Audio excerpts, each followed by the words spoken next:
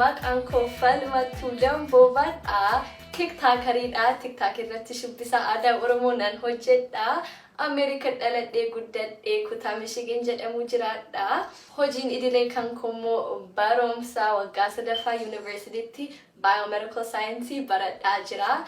Bashannanaaf immoo TikTok irratti shubbisa aadaa Oromoo nan hojjedha. Aadaa kan koo guddisuu fi argisiisu.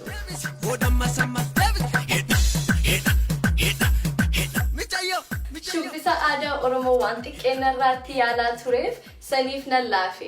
Ijoollumarraa shubbisaa ture shubbisa baay'ee jaaladha, baay'ee itti gammada. Bakka shubbisa itti leenjan hin qabu. Ani manumatti shubbistoota biyyaa ilaalee akka isaanii shubbisuuf yaala. Shubbistoota biyyaa baay'ee jaaladhaaniin baay'ee kabajaanis. Kan beeku maraa isaanirraa ilaalee baradhee shubbistoota biyyawwan naaf jiraadha.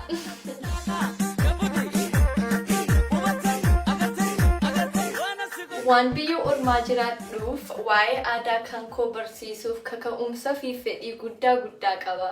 Abbaan kiyya waan ijoollummarraa eenyummaa koo na barsiise aadaa ofii gisee ijoollummaa jabeessee hin daganne.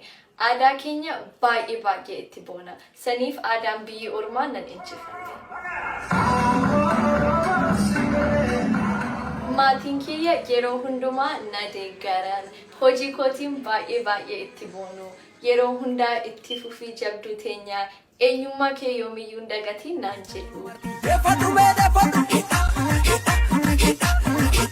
Artistii Oromoo hedduu waliin wal baree ka biyya jirus ka Ameerikaa jirus yeroo hundaa hojii kootiin akka ajaa'ibsiifatan natti himu. Yeroo faana dhaqee carraa argadhee Andu'aalam, Daangaa, Fayyisaa Furii, Abbabee, Muktaar Usmaan, Daawitee hunda isaanii dubbisuuf TikTokii wajjinis hojjedhee ture. Isaanis hojii kootiin akka itti ajaa'ibsiifatanii baay'ee jaalatan natti himanii anis dhageenyaan baay'ee itti gammade. Yoo Rabbi jedhee viidiyoo wajjinis nan hojjedha.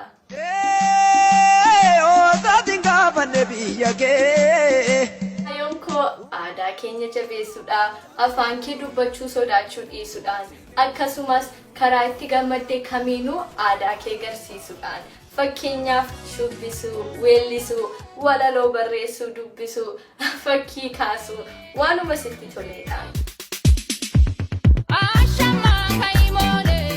Dhumarratti nama yeroo hundaa na deeggaru hedduu galatoomaa isiniin jedha.